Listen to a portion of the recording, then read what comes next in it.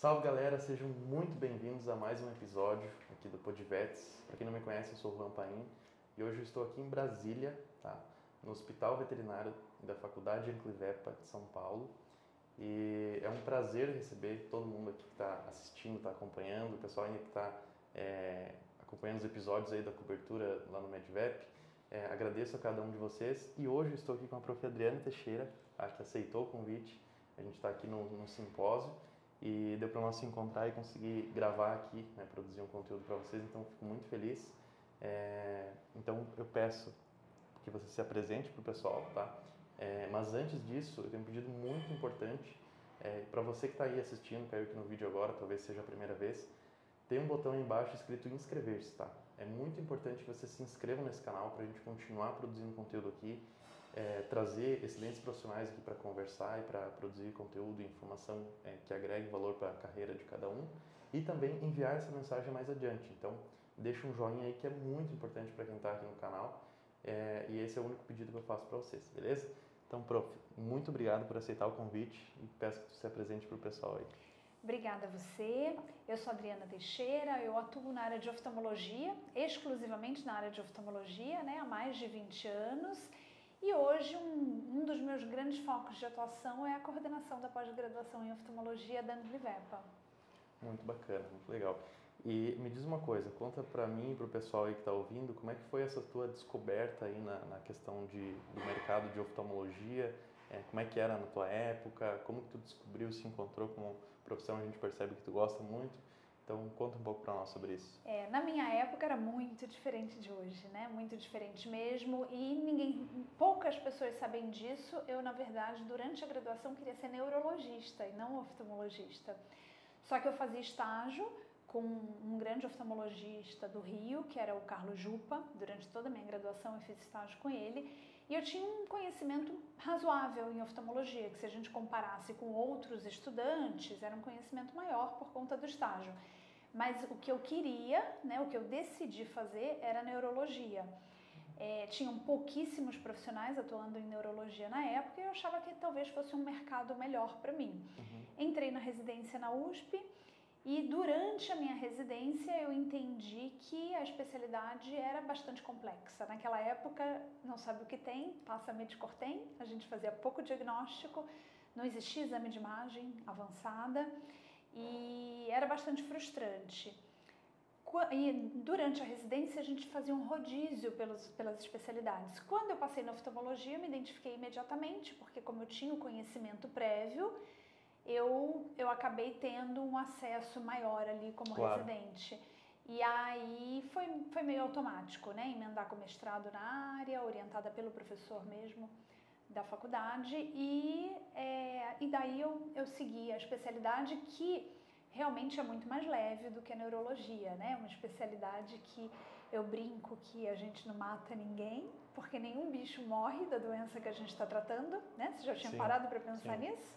Que a oftalmologia é uma especialidade mais leve, os animais estão cegos e a gente opera uma catarata, por exemplo, eles voltam a enxergar. Então é uma especialidade leve, gratificante, né? Que realmente eu sou muito feliz de ter escolhido ela. Legal, muito bacana. Tu me descreveu um caminho aí que você seguiu e realizou para chegar até aqui hoje. Eu gostaria de saber e perguntar para ti, hoje, com o conhecimento que tu tem, com a bagagem que tu tem, né? A famosa pergunta, com essa experiência que você tem e olhando para um mercado assim, de opções que a gente tem para se profissionalizar e entregar um serviço de qualidade melhor, o que você faria hoje? Antes de te responder isso, eu posso falar outra coisa? Fica à vontade. Na hora que eu falei que eu queria fazer neurologia, mas que eu acabei fazendo oftalmologia, eu só consegui isso por conta dos meus estágios, né? Sim. Então, às vezes, eu acho que a primeira dica para quem está recém-formado, para quem está na graduação é aproveite todas as suas oportunidades, né? Seja com espécies diferentes, seja com especialidades diferentes, porque você não sabe qual é a porta que vai abrir lá na frente, né? Claro. Então, eu vejo que hoje, né, comparando com a minha época, os alunos da graduação estão muito focados numa especialidade, né? Então, eles já entram, às vezes, na faculdade, primeiro, segundo ano, eles assistem um congresso e já falam, quero ser tal coisa. E tu acha que isso é muito precoce, nesse sentido? Eu Acontece acho muito rápido? Eu acho... tem um lado bom e tem um lado ruim. Eu Sim. acho muito bom, por um lado, porque o caminho acaba sendo mais curto do que o caminho que eu percorri. Quanto mais cedo a pessoa sabe qual é a especialidade que ela vai fazer e ela começa a estudar, mais rapidamente ela vai chegar no nível avançado dentro daquela especialidade. Concordo. Desde que ela não abandone as outras áreas e ela não perca as outras oportunidades. Porque no meu caso, por exemplo, o paciente não é um parzinho de olhos, né? Sim. E muitas doenças sistêmicas se manifestam através dos olhos. Então, o caminho que eu fiz, que foi um caminho de fazer minha graduação, minha residência e depois entrar para o oftalmo, que na minha época foi pelo mestrado, foi um caminho que me deu uma base clínica. Agora, se eu tivesse saído da graduação e focado direto na oftalmologia, eu com certeza não teria essa base clínica e isso me dificultaria muitos diagnósticos. Então, isso, quando eu vejo os estudantes focando direto na oftalmologia, me preocupa um pouco. Porque quando a gente sai da graduação, a gente sai com muitos déficits, né? Em várias áreas. Então, a prática clínica é muito importante para que depois você possa ser um bom especialista. Agora, se você me perguntar, esse caminho que você fez, você acha que ele é obrigatório? Então, fazer uma residência, porque é muito comum pessoas da minha idade quererem reproduzir para vocês o caminho que a gente fez, né? A residência é obrigatória. Não acho que é. Eu acho que hoje existem muitas ferramentas, né? Hoje o acesso à informação está muito mais fácil. Eu me lembro de, para estudar, ter que ir para bibliotecas específicas, ter que viajar, vir para São Paulo, ir na Bireme, ir na Faculdade da Medicina da USP, xerocar papers e mais papers e voltar para o Rio de Janeiro com uma mala cheia de xerox para poder estudar. Então, hoje as coisas estão de mais fácil acesso. Então, eu acho que tem outros caminhos, mas a pessoa tem que querer, né? E acho que a pessoa chega mais rápido também no objetivo, sabe? Eu não acho... porque você tem que fazer 2 anos de residência, 3 anos de mestrado, mais 4 anos de doutorado, mais uma especialização, mais não sei o quê, e depois... Não, acho que esse caminho pode ser encurtado. Inclusive, as especializações vieram para encurtar esse caminho, né? Porque na minha época, a única forma de você se especializar em alguma coisa era através do mestrado ou do doutorado, não tinha outra maneira. E hoje a gente tem vários cursos de especialização com muito foco na prática, em que o aluno consegue se direcionar mais rapidamente. Sim, legal. Aí tu comentou uma coisa que é muito legal, que é o querer, né? Então, seguindo nesse nosso assunto, como que a gente primeiro identifica que eu quero essa especialidade ou essa área, enfim, como que eu noto, né, que eu quero realmente isso? E quais, para fazer o paralelo, quais habilidades que a oftalmologia em si, que na tua avaliação tu julga ser mais específico, assim, que necessita ter para exercer a oftalmologia, seja pessoal, seja manual, seja, enfim, alguma coisa nesse sentido. Quais habilidades que precisa e como que a gente entende que a gente quer esse contexto? Eu acho que entender que você quer o contexto depende de você conhecer, né? Certo. Não só essa especialidade, mas outras, para saber que realmente é essa que você quer. Acho que o foco não pode ser financeiro, porque muitas pessoas falam, oftalmo, os procedimentos são caros, né? Só que o nosso investimento também é muito alto. Então, eu acho que a gente vai escolher uma coisa para fazer durante a maior parte da nossa vida. Certo. Então, você tem que escolher alguma coisa que você goste de fazer, né? E se você faz alguma coisa que você gosta, o sucesso provavelmente vai ser uma consequência disso. Habilidades, o oftalmologista, ele pode, o ideal é que ele faça clínica e cirurgia. Existem muitos profissionais que fazem só clínica e tudo bem, né? Ele pode, desde que ele trabalhe com um oftalmologista que faça cirurgia e esse outro profissional faça os procedimentos para ele, isso não é um problema. Mas o ideal seria que ele fizesse os dois. E aí ele precisa ser submetido a um treinamento, né? Um treinamento de cirurgia de pálpebra e um treinamento microcirúrgico. Algumas pessoas têm mais habilidade, outras pessoas têm mais dificuldade. Mas eu não acho que exista alguém que não possa ser treinado. Sim. Mas depende, de novo, da pessoa querer e dela se dedicar mais.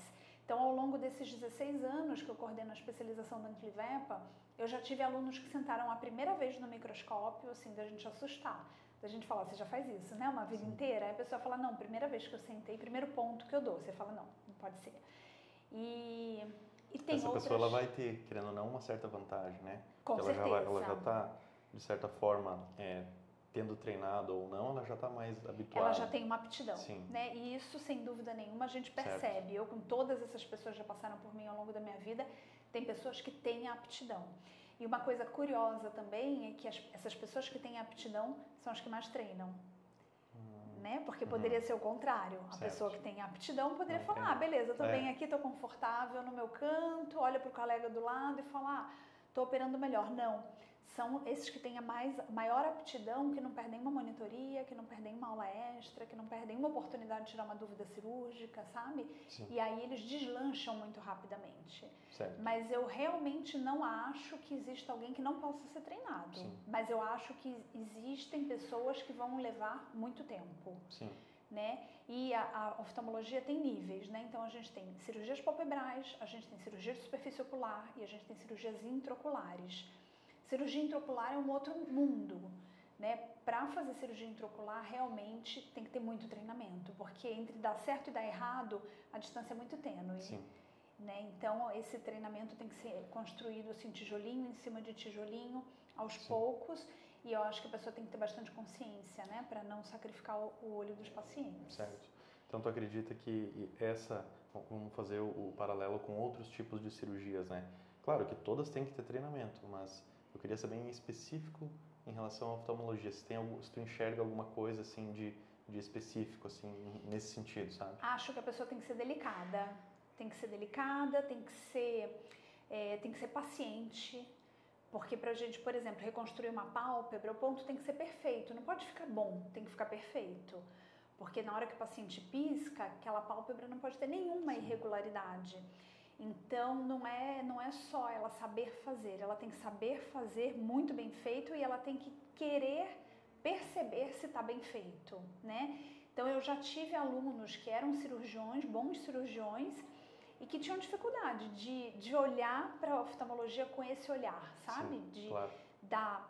Porque para outras cirurgias, por exemplo, você vai retirar um baço. A hora que você está suturando a pele, tudo bem se o ponto ficar mais largo, mais apertado, né? Vai dar certo de qualquer forma. Na oftalmologia não, o importante é o ponto.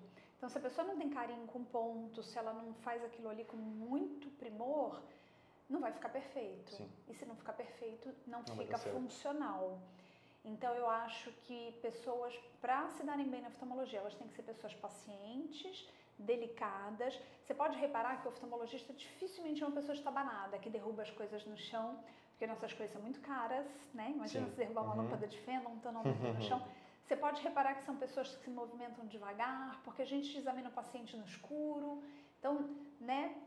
Comece a observar que você vai concordar comigo. Sim, muito bacana. Eu mais ou menos direcionei a pergunta porque eu esperava que vinha alguma resposta nesse sentido.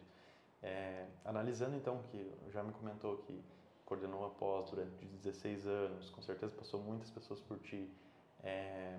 Com essa ideia, o que tu enxerga nas pessoas que mais se destacaram assim? Quais habilidades que elas tinham? O que elas faziam de diferente? O que tu enxerga em pessoas que dentro do teu contexto aí da oftalmologia se destacaram mais depois no mercado também? Eu acho que associar a técnica, né, uma técnica muito boa, com uma boa comunicação e um bom marketing e uma boa gestão, né? Porque só a parte técnica, embora ela seja essencial, ela não mantém o profissional no mercado, né? Então, isso desde muito nova eu comecei a observar, né? Eu observava meus colegas às vezes comentando, nossa, fulano de tal faz várias atrocidades e a clínica dele tá cheia de pacientes. Aí eu ficava pensando, eu falava, tem alguma coisa errada, porque se eu sou tão boa quanto eu penso que eu sou, tecnicamente, por que alguém que é ruim tecnicamente tem mais pacientes que eu? Não, tá errado, eu tenho que fazer alguma coisa diferente. Então eu ficava reparando nele, né, nessas pessoas, eu falava, o que ele faz que eu não faço? Então eu vou copiar.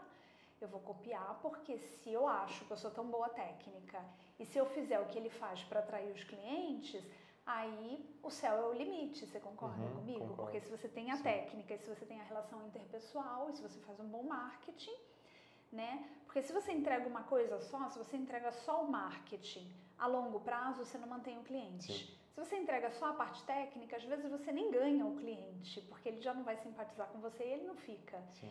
Então, eu acho que são as duas coisas aliadas. Na nossa pós-graduação, a gente foca muito nisso, né? Sim. Nas duas coisas, na técnica, na relação interpessoal, na forma como eles têm que se comportar, no marketing. E eu acho que é a junção disso que faz eles serem bem-sucedidos, né? Legal, legal.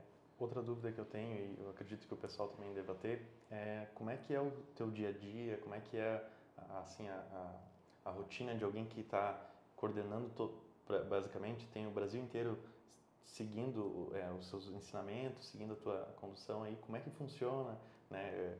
Como é que é a tua rotina? Conta um pouco para nós nesse sentido. Eu sou bastante disciplinada com a minha rotina, né? Então, eu divido meu tempo, eu tenho alguns períodos que eu atendo na clínica. Hoje eu não faço mais cirurgia, hoje eu só faço ambulatório. Gosto muito do ambulatório, gosto de conversar com as pessoas, né? Tenho uma conversão muito grande de cirurgia, então do ponto de vista estratégico faz muito sentido eu ficar no ambulatório fazendo consulta e convertendo cirurgia para equipe, né? A gente trabalha em 6 oftalmologistas e então eu tenho dias limitados que eu faço atendimento, períodos limitados. Eu hoje tenho períodos da semana que eu reservo para montar aula e para estudar, porque no passado eu trabalhava loucamente, eu era sozinha, né? Eu trabalhava loucamente. E que horas que eu ia estudar para montar aula? Da meia-noite às 6, porque era o que sobrava, né? Então, hoje eu separo um tempo para isso, para poder estudar com qualidade e eu separo um tempo para mim também. Então, por exemplo, para mim é sagrado o meu tempo de exercício físico por semana, né? Então, se alguém me pergunta assim, você pode fazer não sei o quê, né, profissional, importante, eu não tenho nenhuma vergonha de dizer, não posso porque eu tenho meu personal marcado agora. Nossa, mas o personal, você vai fazer o personal em vez de ir para fazer uma cirurgia? Eu vou, porque a minha saúde está em primeiro lugar, né? Então, fui sempre assim? Não. Precisei ter um tromboembolismo pulmonar para aprender isso, né? Então, acho que se você não aprende no amor, você aprende na dor, né? Sim. Então, eu acho que... Então, reservo um tempo para isso, reservo um tempo para a família e para as minhas viagens, né? Legal, legal, muito bacana. Mas, só concluindo, eu acho que eu hoje estou numa fase mais cômoda que eu posso fazer isso, porque eu tenho uma equipe em todos os lugares. Tenho uma equipe na pós-graduação, tenho uma equipe na clínica. A clínica não precisa de mim. Se eu tiver ou se eu não tiver, os animais são atendidos com a qualidade do mesmo jeito, por isso eu posso viajar. Mas não foi sempre assim, né? Às vezes, quando as pessoas me olham... Eu ia falar agora, como que... Tu acabou de dizer que não foi sempre assim, então...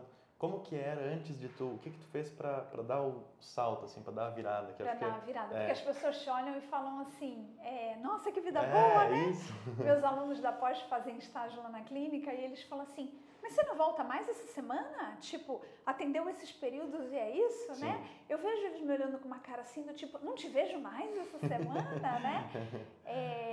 O que você vai fazer se você só atende esses períodos? Então, na verdade, o que acontecia? Eu trabalhava muito, trabalhava sozinha, né, na nossa clínica, aí começava às 8 e até 10 da noite. Chegava um olho perfurado, o que eu ia fazer? Tinha que operar. Aí ficava até as 2 da manhã. No dia seguinte, começava às 8 de novo. Então, às vezes a pessoa hoje vê e fala, ai, que vida boa, mas a vida já foi muito dura. Que não era tão dura porque eu amava aquilo. Então, eu ia plena, né? Eu ia feliz. Só que o corpo aguenta por um certo tempo, né? Exato. Hoje eu não aguentaria de jeito nenhum fazer o que eu fazia. E a virada foi por causa da especialização. Eu amava atender meus pacientes. Eu cheguei a atender em 56 clínicas em São Paulo, volante, né? Sim. Aí eu entendi que não dava, que essa vida de volante realmente era uma coisa insana. O trânsito foi aumentando. E aí eu fui concentrando os meus atendimentos onde me dava mais retorno. E aí eu fui concentrando assim, segunda-feira eu ia para o bairro tal, terça-feira para o bairro tal, eu fui organizando a agenda para que eu me deslocasse o mínimo possível. Depois eu fui concentrando nas clínicas, até que eu fiquei só com 2 lugares, né? Eu fui me demitindo desses lugares. Em todo lugar que eu saí, eu sempre dei a opção da pessoa me encaminhar, que era o que eu preferia. Claro. Ou se a pessoa dissesse, Adriana, não vou te encaminhar, eu colocava alguém para trabalhar lá, eu indicava alguém para ela, né? Legal. Então, sempre saí numa boa de todos esses lugares e concentrei em 2 lugares, mas mesmo assim a agenda era caótica. Sim.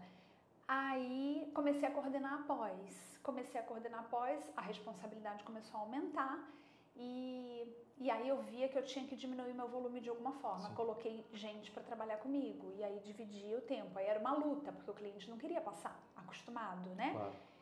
E aí eu comecei a não ir para a clínica dia sim, dia não, porque era a única forma de eu obrigar ele a passar com outra pessoa. Certo. Então eu ia 3 vezes na semana, ficava o dia inteiro, e a outra pessoa ia 3 vezes na semana, ficava o dia inteiro. E aí eu fui vendo que isso era bom. Sim. Né? Aí o que eu comecei a fazer? Um dia era ambulatório, no outro dia era cirurgia. Eu falava, esse negócio de organizar a agenda é bom, porque eu não preciso operar até as 2 da manhã. Eu tenho um dia cirúrgico agora eu tenho um dia que eu posso fazer o que eu quiser, eu tenho um dia que eu posso dormir, tenho um dia que eu posso falhar. Equilíbrio. Então... Mas assim, desculpa te interromper, tu acredita que a gente consegue, para construir de fato uma bagagem de experiência consolidada assim, a gente vai conseguir levar um equilíbrio durante todo o caminho ou vai ter algum percurso que a gente vai ter que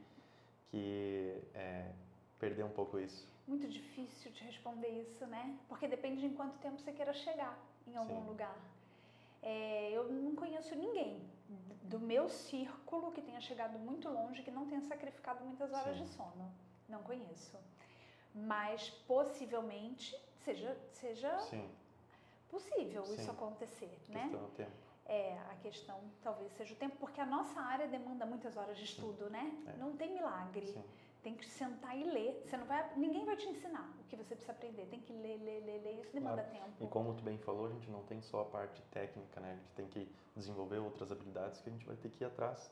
Sim. E que nem tem na graduação e a gente vai ter que correr. Então é bastante coisa, né?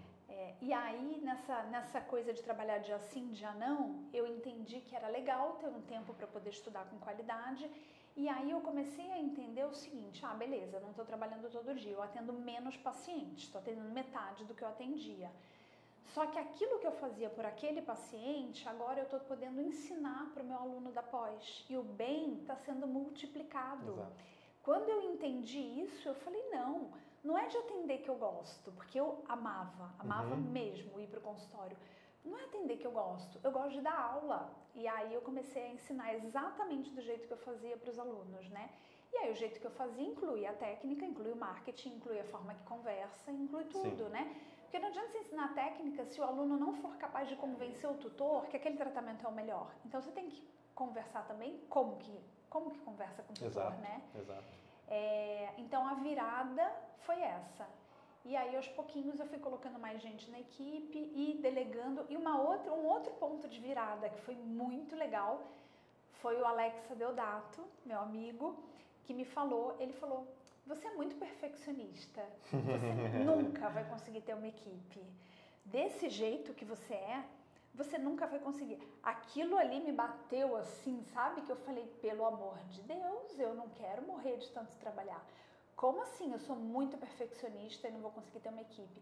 A partir daquele dia eu falei, não vou reclamar, não vou falar nada. Sabe o pai que veste a criança Sim. com a roupa que a mãe não quer? E aí a mãe reclama e aí o pai para de fazer as coisas? Na Sim. equipe é assim também, né? Claro. Eu falei, eu vou entender que se fosse para ser do jeito que eu quero que seja, tinha que ser um clone meu. Não dá para ser um outro indivíduo, né? E outra coisa que eu aprendi nesse contexto é que às vezes a ideia da pessoa é melhor que a sua. Às vezes você está tão bitolado Sim. naquilo ali. Às vezes tu precisa Exatamente. Então, acho que esses pontos, acho que foram os pontos de virada, sabe? Legal. Uma coisa que é muito bacana, eu estava comentando aí sobre as coisas que estão no entorno com a relação do cliente, né?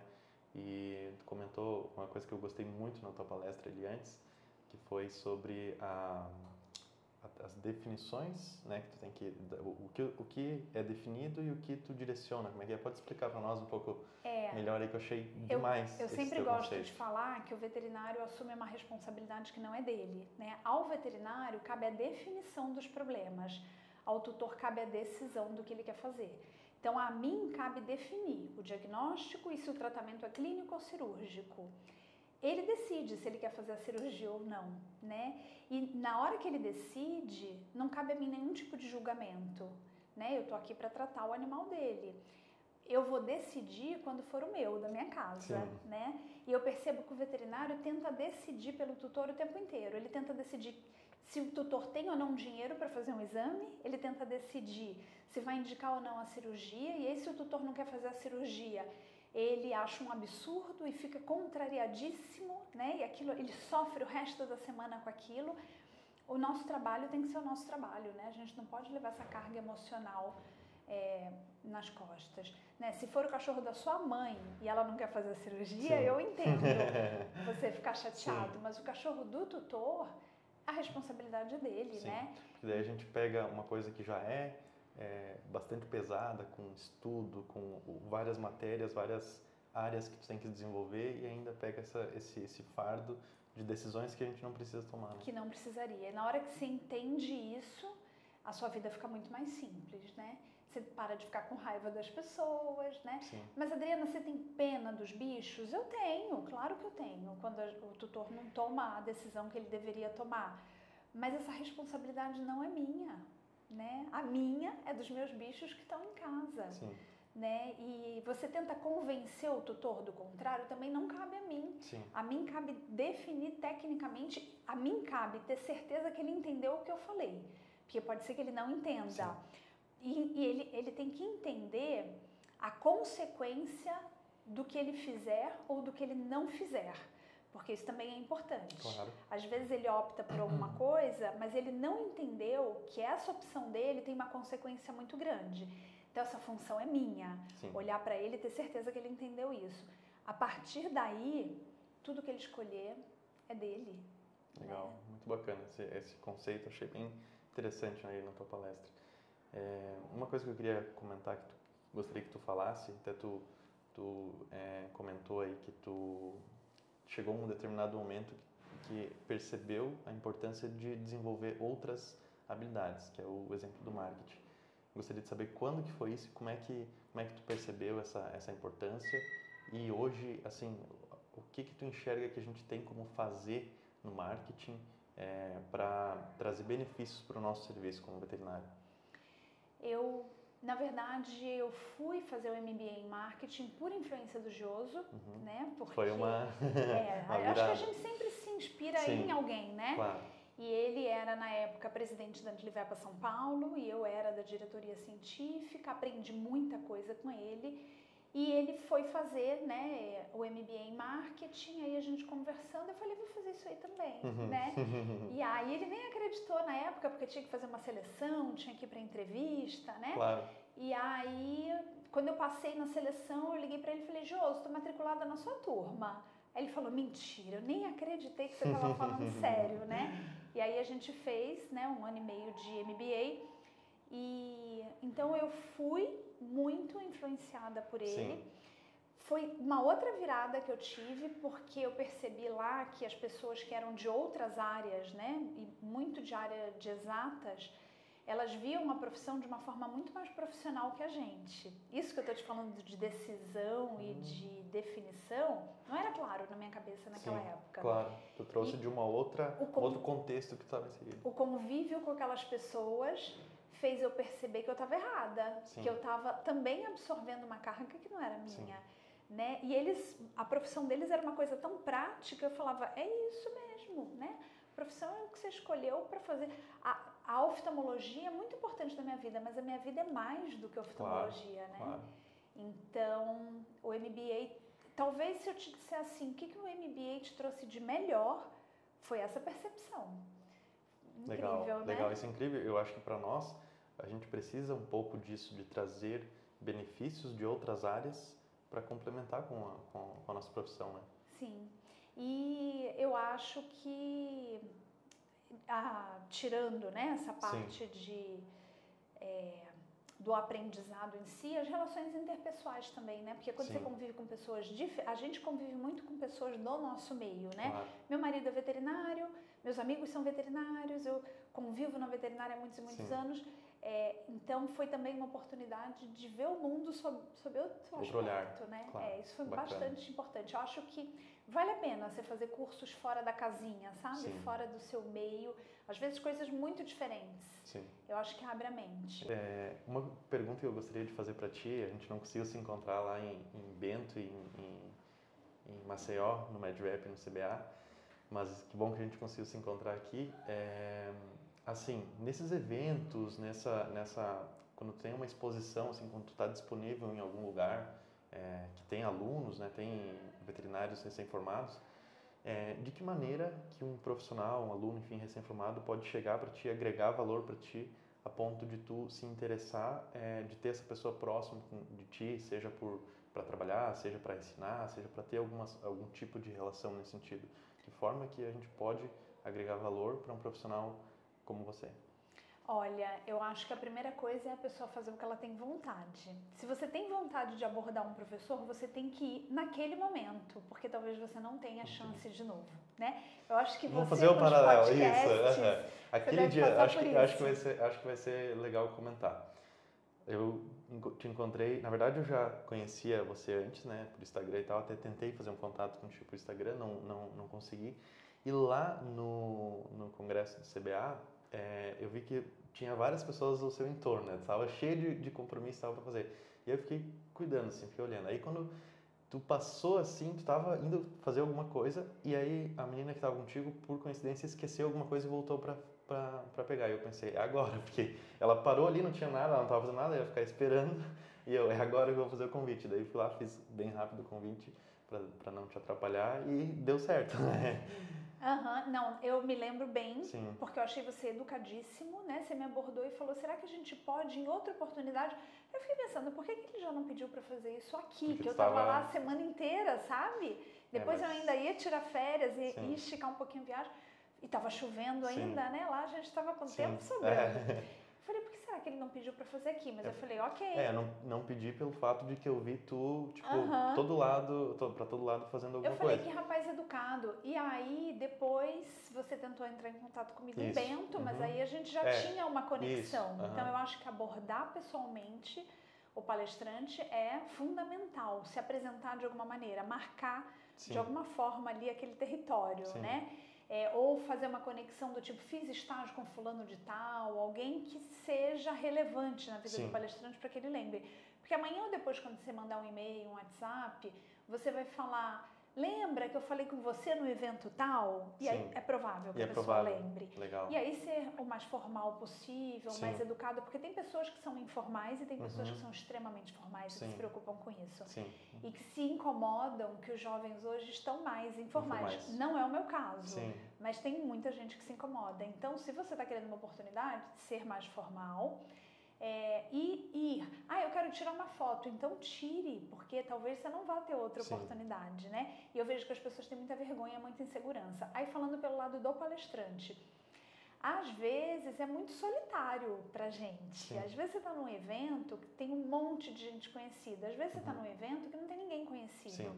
E aí tudo que você quer é que alguém venha te abordar pra puxar o assunto.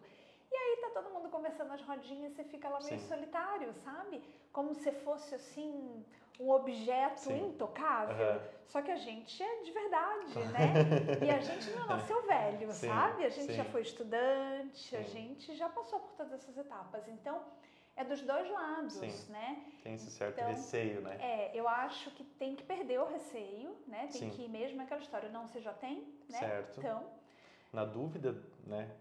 Pega e vai, porque a oportunidade tu não vai mais ter. Com certeza. O que você tinha me perguntado? Como que a pessoa pode agir? Isso. O que a pessoa pode ter? Como que eu agrego valor pra ti, assim, pra tu... Eu amei essa pergunta. Eu amei. Porque as pessoas, em geral, elas se aproximam e ou elas acham que elas não têm nada para oferecer, né?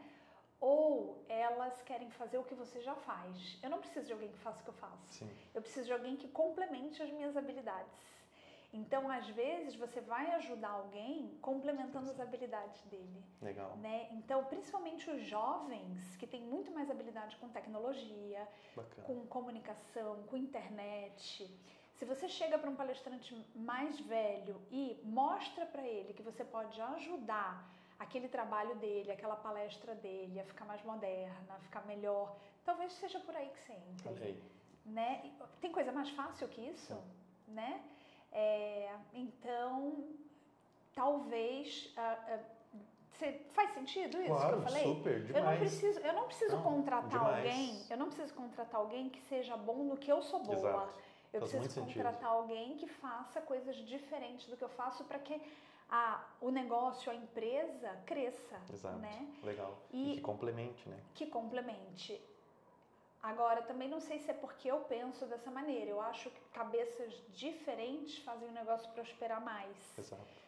Porque se as pessoas pensam muito parecido, o negócio até pode ir rápido, mas vai num sentido só, né? Se as pessoas pensam diferente, o negócio tem como ver erros e acertos, né? Você tem como medir melhor, como prospectar melhor os resultados. Então, eu acho que eu gosto de ter gente jovem, de ter gente mais madura na equipe, sabe? Sim, com certeza. Gostaria de ter homens e mulheres na equipe, porque eu acho que as cabeças são diferentes, só que na oftalmologia só tem menina, né? Na oftalmologia, assim, 80%, 90% das alunas são meninas, então minha equipe é basicamente composta por mulher, tem pouquíssimos homens, mas eu gosto de cabeças diferentes.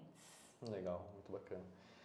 Outra coisa que eu acho interessante a gente abordar aqui e pegando um pouco o gancho aí da questão da juventude, né, dos alunos, dos veterinários recém-formados, é um pouco da questão do senso crítico, assim, de saber filtrar as informações, saber ter pessoas que de fato possam te orientar de maneira efetiva na sua carreira, evoluir nesse sentido, não aceitar qualquer informação como verdade absoluta, né? Como é que tu enxerga assim um panorama geral assim na tua experiência que está atualmente assim essa questão do senso crítico?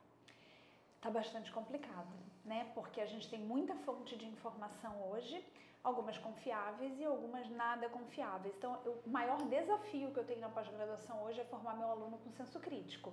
Não estou falando de graduação, estou falando da pós-graduação, o que é mais sério, né? Nossa. Então, formar meu aluno com senso crítico hoje é meu desafio. Legal. Eu não quero que ele forme e fique dependente de mim.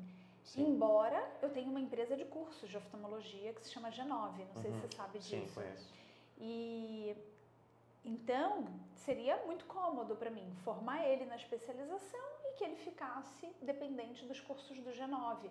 Mas eu queria que ele tivesse senso crítico para que ele pudesse buscar informação na literatura e tirar as próprias conclusões. Então a gente fica os 2 anos da pós-graduação batalhando nisso. E o que seria esse senso crítico no sentido de, com certeza você deve enxergar algumas pessoas que têm essa habilidade, como que é essa abordagem do senso crítico da tua perspectiva?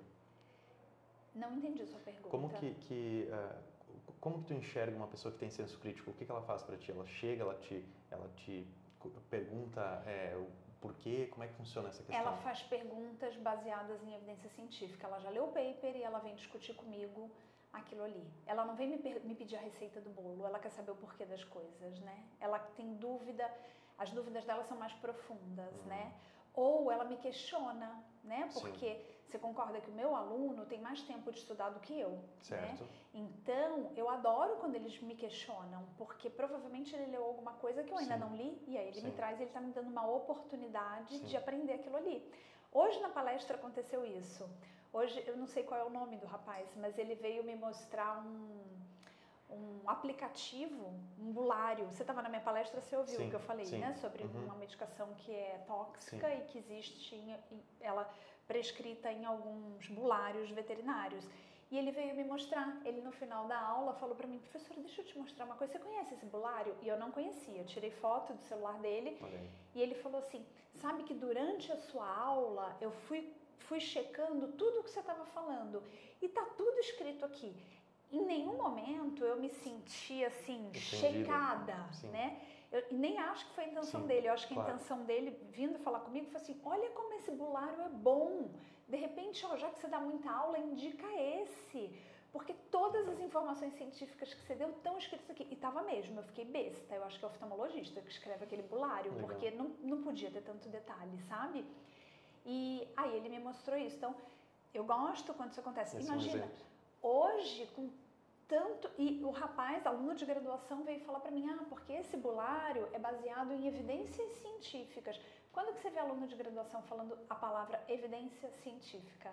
Fala a verdade para mim. Difícil. Eles estudam pelo Instagram. Ou pelo pelas, PDF. Ou pelas apostilas. PDF de aula. Ou pelo áudio da aula, né? Ou pela videoaula.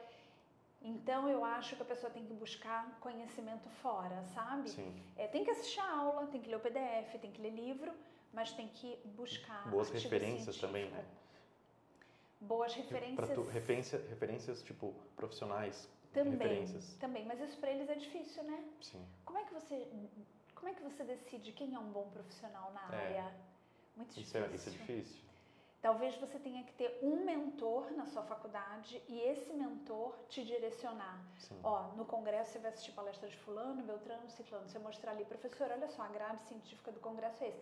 Que professores você conhece aqui, quando você está muito no começo, né? Legal. Que professores você conhece aqui? De quem que você acha que vale a pena assistir aula? Porque tem professor que não é da minha área, mas que eu assisto até hoje. Sim. Porque a Exato, pessoa vem uns insights...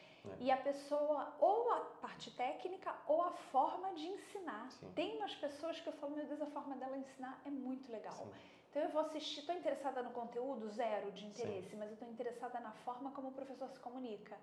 Né? Então, eu acho que em relação ao profissional é isso, tentar ver Essa quem dica é muito bom. valiosa, porque, por exemplo, um congresso, você tem várias palestras simultâneas e, querendo ou não, se tu assistir alguma coisa que tu não passou o tempo da palestra, tu não absorveu ou não foi útil aquilo, querendo ou não, é um tempo perdido. Porque ou você poderia estar assistindo uma palestra ou estar fora das palestras tentando fazer algum contato com outros profissionais, né?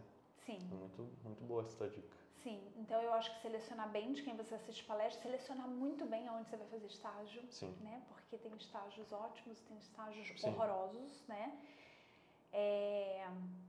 De profissionais, né? Que você perguntou Isso. o que a pessoa poderia fazer.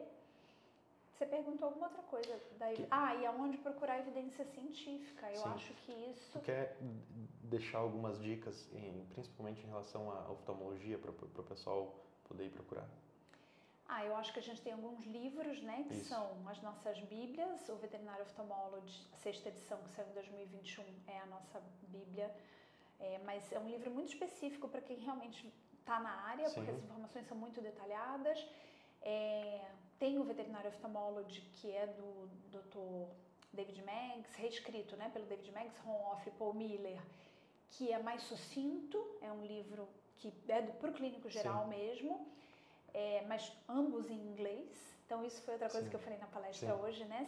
Quem não lê inglês dificilmente vai conseguir se atualizar, não existe. Sim. Atualização só no idioma. As melhores informações estão em inglês. Né? Estão em inglês.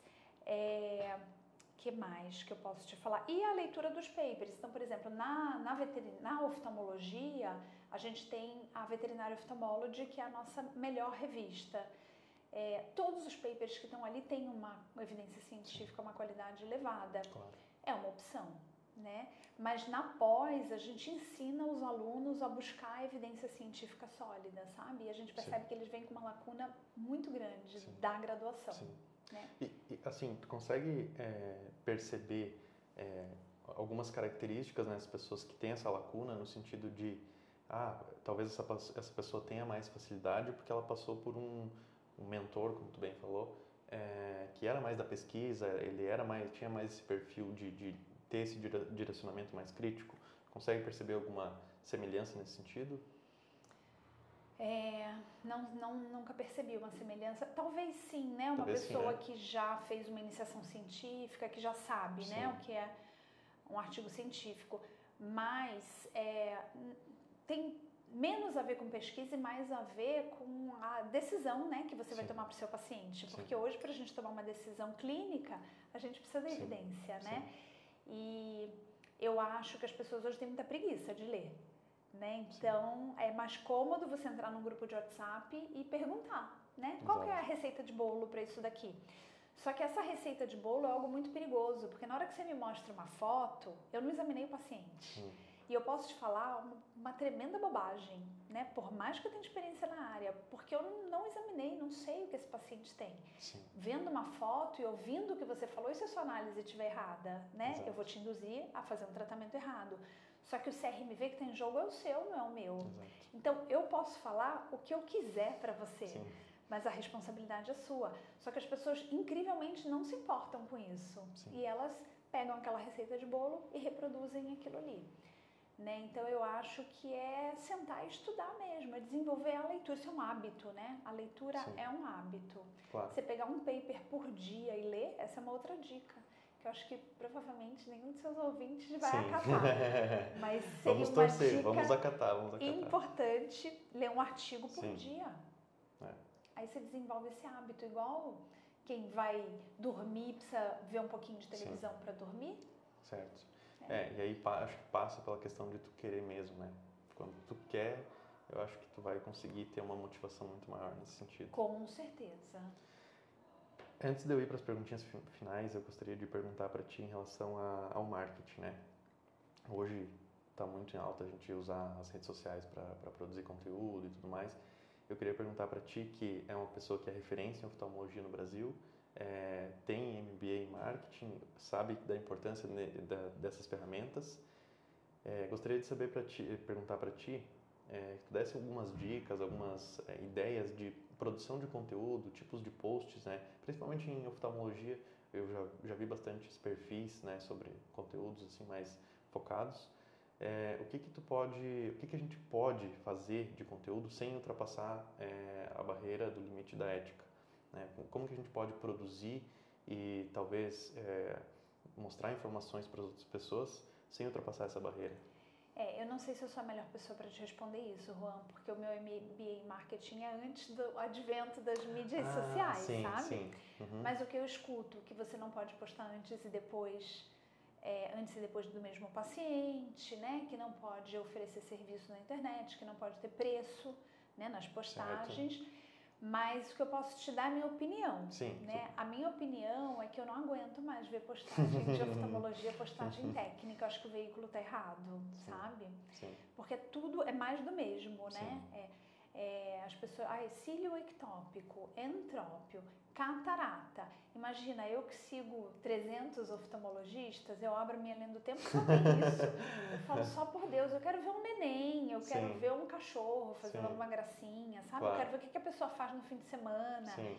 Eu não quero ver isso daqui, não. Então, eu não sei te dizer se isso atrai cliente, né? Interessante. Não sei dizer. Realmente, não sou a pessoa para te responder isso. Eu perguntaria para você, que você conversa com tanta gente, o que você acha? Depende.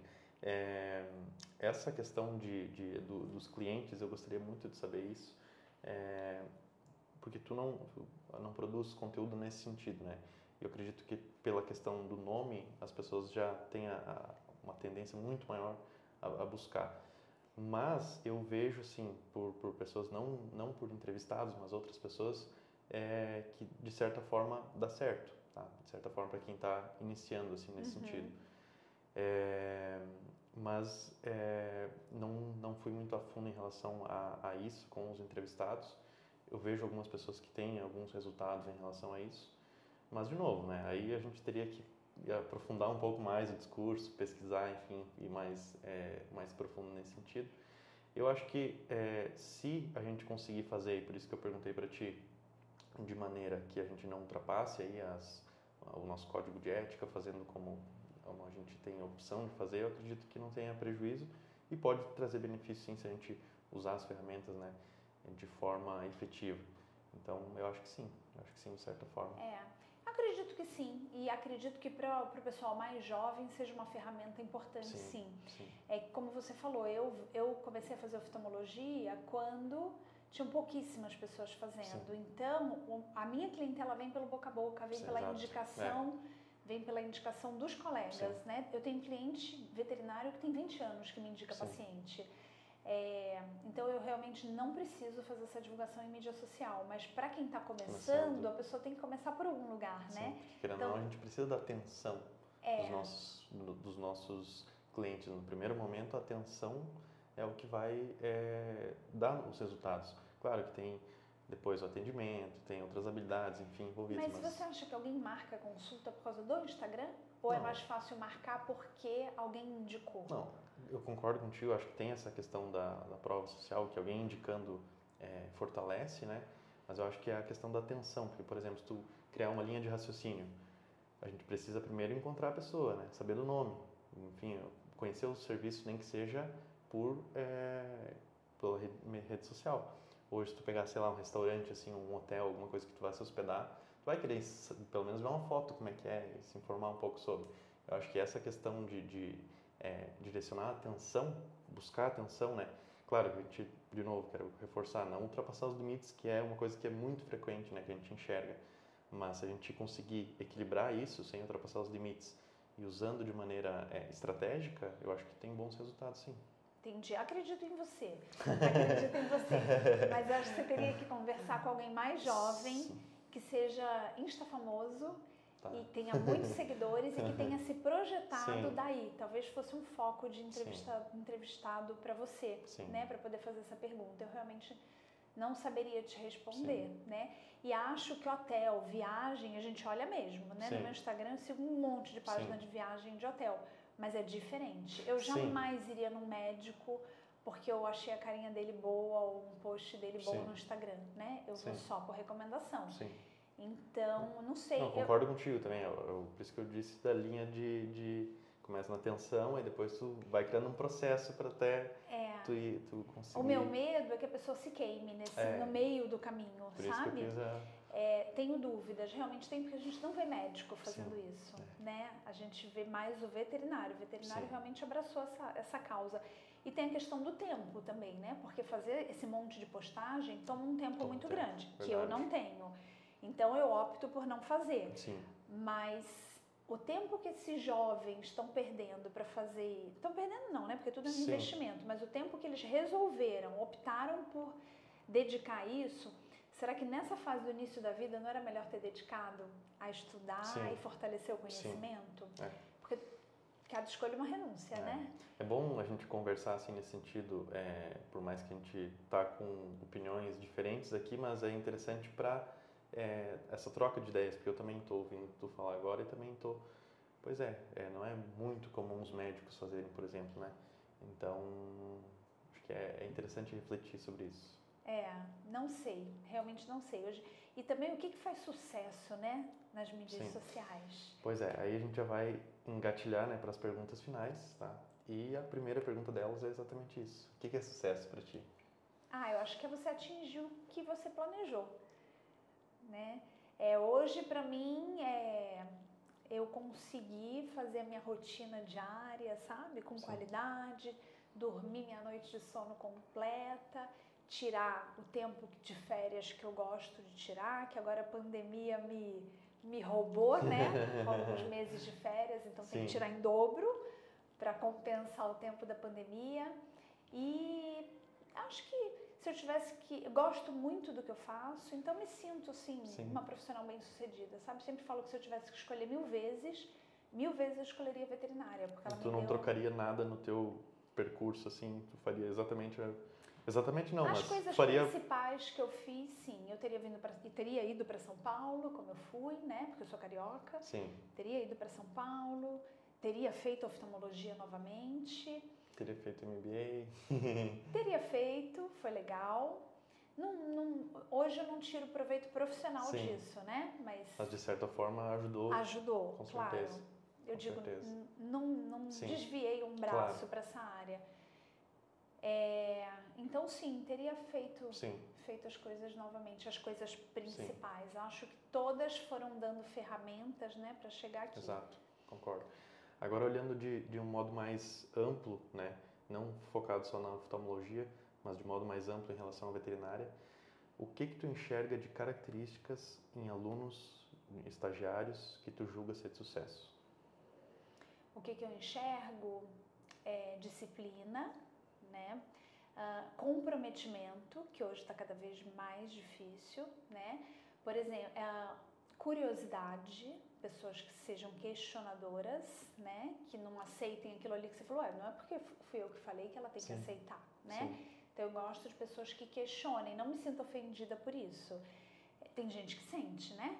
Porque, imagina, mas você tá falando isso, né? Você sabe o que é da vida, menino? É o menino, vai.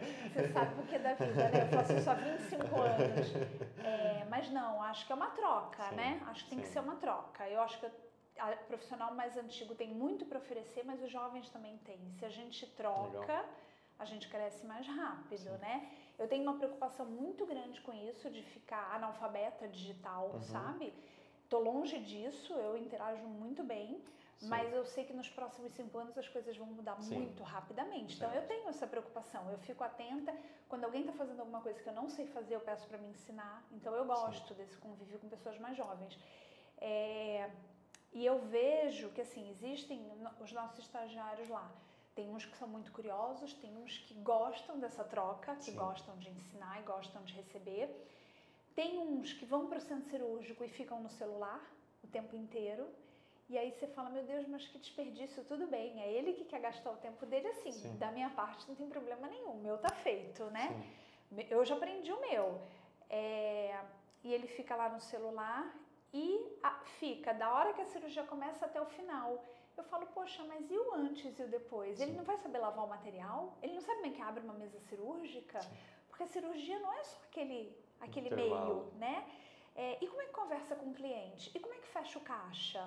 Então, eu acho que as pessoas que vão ser bem-sucedidas são as que têm esse olhar curioso pro todo, né? Eu fico muito chateada quando... Não é chateada a palavra, mas assim, eu tenho um sentimento assim de que, poxa, essa pessoa está desperdiçando o tempo dela. Quando alguém vira para mim e fala assim, mas o que tem nesse colírio? Sabe? Qual é o princípio ativo desse colírio? Eu falei, meu Deus, a pessoa tem um tempo limitado comigo, porque a vida, o tempo é finito. Certo. Vai perguntar para mim que princípio ativo tem no colírio, se ele dá um Google e descobre, né? Pergunta para mim outra coisa, pergunta para mim as perguntas que você fez hoje, sabe? Pergunta para mim o que você acha que eu posso desenvolver de características interpessoais para ser mais bem-sucedido. Então, eu acho que são as pessoas que têm esse olhar, né?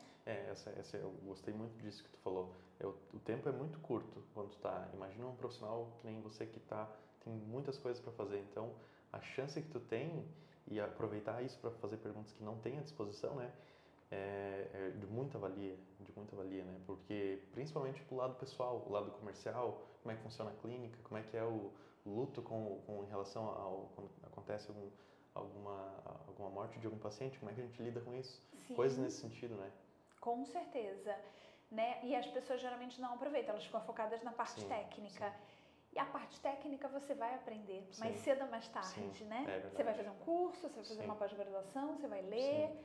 A parte técnica é essencial, nem eu falei no início, né? Eu falo de novo. Ela é tão essencial que ela é uma obrigação. E obrigação é obrigação, não é isso que te diferencia. O que te diferencia é o plus, né? Então, eu gosto mais quando as pessoas me perguntam coisas mais pessoais mesmo, né? Ou quando dá um problema com o cliente e aí o estagiário pergunta, mas como é que você faz para resolver, né? Mas você acha que ele está certo? Você acha que ele está errado? Porque isso é a vida como ela é, né? Certo, legal. Agora, analisando um pouco os profissionais já mais consolidados ou até colegas teus, assim, que tu analisa características que tu admira, que tu acha que aquilo faz a diferença, assim. Olha, eu admiro muito o Alex, a gente estava falando dele antes, né, do podcast começar, por conta da gestão e da visão. Ele, quando a gente formou, ele me mostrou uma planilha do negócio dele, do CRV Imagem, e eu falei, meu Deus do céu, acho que ele tá ficando louco. Eu sempre conto essa história, né, porque ele tinha pouco dinheiro para colocar aquilo ali em prática, ele ia atrás de um investidor, eu falei, meu Deus. E eu faço o quê? Eu falo pra ele que ele tá ficando louco, eu não falo nada, porque esse é o sonho dele. Eu acho melhor eu não falar nada, né? E aí ele tocou aquilo ali, enfim. Ele, naquela planilha que ele me mostrou, ele tinha projetado 10 anos pra frente. E ano após ano, os números foram batendo, sabe? Essa é uma capacidade que eu não tenho, né? Admiro quem tem essa capacidade de fazer uma previsão, né, de como é que você prevê quantas tomografias você vai fazer daqui a 5 anos, se nem o tomógrafo você tem, sabe? Nossa, E aprendi muito ao longo do tempo com ele, mas ainda assim, incrível. hoje, 25 anos depois, eu não sou capaz de fazer o que ele Sim, fez, né? sim. Então, é uma aptidão que a pessoa tem. Sim. Quando eu preciso fazer, eu peço para ele fazer para mim, que é Sim, mais fácil, sim. né? Então, admiro isso. Bom, continuando aqui, eu gostaria de saber uma inspiração que tu tem dentro da veterinária. Eu acho que o Dr. David Manx, que Eu eu até imaginei que tu ia comentei, falar. que eu comentei na palestra, porque ele é um profissional incrível, ele é um australiano que mora nos Estados Unidos, né, professor da Universidade Davis, veio muitas vezes para o Brasil, né, e me criou um problema porque a ideia na especialização da Anclivepa era trazer a cada edição do curso um internacional diferente, para que a gente fosse melhorando a equipe e assimilando Legal. os conhecimentos, né, e Sim. evoluindo aquilo ali. E aí veio o primeiro professor, que foi incrível, veio o segundo, que foi incrível, o terceiro convidado foi o David Manx. Legal. Quando ele veio, a aula dele era tão incrível que eu falei, professor, você me criou um problema, eu não posso mais viver sem essa aula. Ele falou, mas isso não é um problema, Isso não é um eu problema. adoro o Brasil, né? Legal. A cada 2 anos eu venho com todo prazer. E assim foi. E ele veio Bacana. até a pandemia, né? E aí, como profissional, ele é incrível. Como professor, ele é o professor com a melhor didática que eu já conheci na minha vida. E aí eu passei uma semana com ele em Davis, né, vendo como é que ele ensina pros alunos da graduação. E aí você vê que aquilo ali é real mesmo, Sim. sabe? Sim. Que não é um palco, Claro. né? Não é só Ele no dia da vive aquilo. palestra. E ele ensina com aquele mesmo carinho no dia a dia dele. Eu fiquei hospedada na casa dele, então Legal. acabei conhecendo a esposa, acabei conhecendo os amigos, né, e compartilhando da vida Sim. dele, vendo que ele é uma pessoa maravilhosa mesmo, Isso é muito né? bacana, deve ser muito legal conhecer a tua inspiração. Então, sem dúvida nenhuma, acho que ele é uma pessoa que contribui demais para a veterinária, sabe? Bacana. Um livro que tu indica? Um livro, A Morte é um Dia que Vale a Pena Viver, né, de uma médica, Ana Cláudia Quintana, e que não fala sobre a morte, fala sobre a vida, né, na Sim. verdade. O nome, Sim. ela não abriu mão de colocar esse nome no livro, embora possa assustar algumas pessoas, né? Eu dei esse livro de presente de formatura para os meus alunos da última turma da especialização, quando eles se formaram, eu dei um livro para cada um. E alguns deles disseram para mim que não iam ler porque estavam com medo do que eles fossem ler. Que poderia ser triste, Claro. porque fala de morte, né? E na verdade não, fala Ao da contrário. vida, fala que a gente tem pouco tempo para aproveitar a nossa Legal. vida e que isso é muito importante. Fiquei com interesse também de adicionar na minha lista. Leia porque faz diferença e eu dou ele para algumas pessoas, né? E eu dei ele recentemente para uma moça que cuida dos meus cães e ela resolveu mudar de vida completamente. E eu falei, mas por quê, né? O que aconteceu? Ela falou, o livro que você me deu. Eu falei, Olha aí que legal. Não acredito, né? Que legal, bacana. Muito bacana. E então, eu vou adicionar a minha lista. Esse aí. Adicione. Fiquei não curioso. tem nada a ver com a parte técnica, Sim, mas eu sim. acho que se a gente está bem, a gente consegue ser um profissional melhor, né? Legal, show de bola. Última pergunta que eu vou fazer para ti aqui é o seguinte: se tu tivesse a chance de mandar uma mensagem, tá, para todos os veterinários do Brasil, tu soubesse que eles iriam ler essa mensagem, ouvir, chegar de alguma maneira neles, o que tu falaria? Que acredite na nossa profissão, né? Que acredite, que não se deixe levar por as pessoas que falam que veterinária é ruim, veterinária não dá dinheiro, veterinária... Deus me livre meu filho fazer veterinária, você já escutou isso? Sim. Nossa, eu queria muito que todas as crianças da minha família fizessem veterinária, porque a veterinária me deu tanto, né? Em todos os sentidos, que até o marido, né? A veterinária me deu, porque eu casei com o veterinário. Então, que eu gostaria que as crianças da minha família tivessem essa oportunidade também. Sim. Então, quando eu escuto um pai falando assim, Deus me livre, qualquer coisa menos veterinária, eu falo, puxa, então que não acredite nisso, né? Sim. Quando a pessoa diz, mas outras profissões são melhores, eu penso que um profissional que quiser ser bem-sucedido, ele será bem-sucedido em qualquer área, né? Sim. Depende de quanto de energia ele vai colocar naquilo ali. Então, se foi isso que você escolheu, coloca na sua cabeça, coloca energia nisso que vai dar certo, né? Independente do que as pessoas disserem. Muito legal. Essa questão de o filho falar que vai fazer veterinário e o pai falar que, não sei o quê. Essa é uma questão que me move estar aqui gravando isso aqui, trazendo pessoas aqui para conversar, então concordo muito contigo. E também já agradeço, tá, por ter aceitado o convite, vim aqui tirar um tempo da tua agenda, que eu sei que é corrida, enfim, a gente poder se encontrar aqui, tu ter compartilhado dicas de ouro aqui pra gente, pra mim e pra audiência que escuta. Muito obrigado. Eu que agradeço, Juan. Foi uma delícia. Muito. E gostei de ter sido aqui, porque foi com mais calma, né? Pois Se é, foi fosse melhor. no congresso, teria sido mais corrido. Olha aí, foi muito mais bacana. Queria que tu deixasse as tuas redes sociais pro pessoal, como que a gente encontra o teu perfil, o G9, o que tu quiser deixar pra galera aí, pode Tá falar. bom. São todos muito bem-vindos no meu perfil pessoal, né? Adriana Lima Teixeira. E o meu perfil de cursos é o G9BR, né? Legal, show de bola. Depois, se tu quiser deixar algum link pro pessoal embaixo, Tá a gente bom, deixa eu te também. passo. Galera, muito obrigado, tá? Não esqueçam, tá, de se inscrever, tem o botãozinho aí embaixo, se inscreve, dá o like também, que com certeza, se tu chegou até aqui e viu esse vídeo, essa informação te ajudou de alguma forma, eu tenho certeza que sim, deixa um like aí pra nós, que é muito importante pra mim, pra continuar fazendo isso aqui, compartilha com algum amigo teu e segue a gente no Instagram, @podvetes, beleza? Quero agradecer ao pessoal da Antevepa também por disponibilizar o espaço aqui pra gente. E é isso aí, tamo junto, é só o começo. Valeu!